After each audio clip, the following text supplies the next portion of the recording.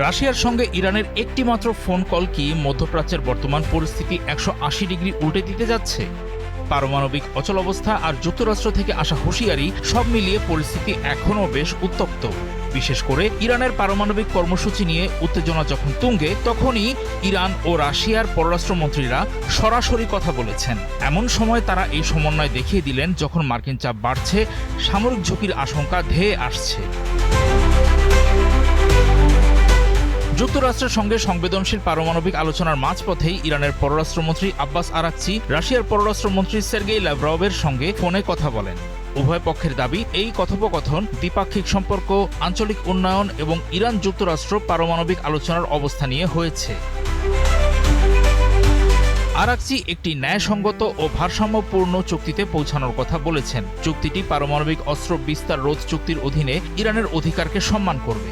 ল্যাভরভকে যুক্তরাষ্ট্রের সঙ্গে আলোচনার সর্বশেষ পরিস্থিতি সম্পর্কে অবহিত করেছেন আরাকচি। তিনি জোর দিয়ে বলেন, ইরান এমন একটি চুক্তি চায় যা একদিকে যেমন নিষেধাজ্ঞা থেকে মুক্তি দিবে, অন্যদিকে তেহরানের বৈধ পারমাণবিক অধিকার রক্ষা করবে। রাশিয়া তাদের পক্ষ থেকে এই আলোচনার প্রতি সমর্থন আবারও জানিয়েছে।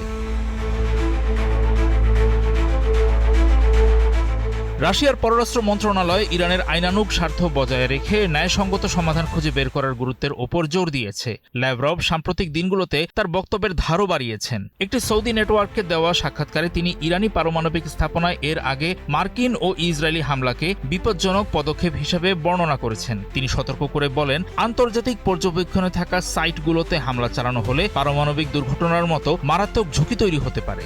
ল্যাভরভ আরও যোগ করেন, ইরান ধারাবাহিকভাবে এনটিপি মেনে চলার ঘোষণা দিয়ে আসছে এবং মস্কো আন্তর্জাতিক ফোরামগুলোতে এই বিষয়টি জোরালোভাবে তুলে ধরছে।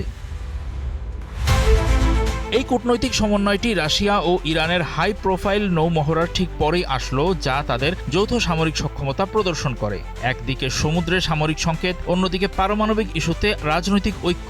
এই পদক্ষেপগুলো রাশিয়া আর ইরানের ঐক্য এমন সময় দেখিয়ে দিল যখন যুক্তরাষ্ট্রের সঙ্গে আলোচনা বেশ নাজুক অবস্থায় রয়েছে। মধ্যপ্রাচ্য এখন খাদের কিনারায় দাঁড়িয়ে। মার্কিন যুক্তরাষ্ট্র যখন পুরো অঞ্চল জুড়ে ব্যাপক সামরিক উপস্থিতি বাড়াচ্ছে, সিএনএনের একটি প্রতিবেদন অনুযায়ী হোয়াইট হাউসকে ব্রিফ করা হয়েছে যে মার্কিন বাহিনী সপ্তাহান্তের মধ্যেই হামলার জন্য প্রস্তুত হতে পারে। পারস্য উপসাগরে বিমান ও নৌবাহিনীর শক্তি বৃদ্ধি করা হয়েছে। যুদ্ধের ছায়া এখন পুরো অঞ্চল জুড়ে। ইরানও স্পষ্ট সংকেত দিয়েছে যে তারা যুদ্ধের জন্য প্রস্তুত। দেশটি নীরবে কিন্তু সুশৃঙ্খলভাবে প্রস্তুতি নিচ্ছে। মনে হচ্ছে কূটনীতি এখন খাদের কিনারে দুলছে।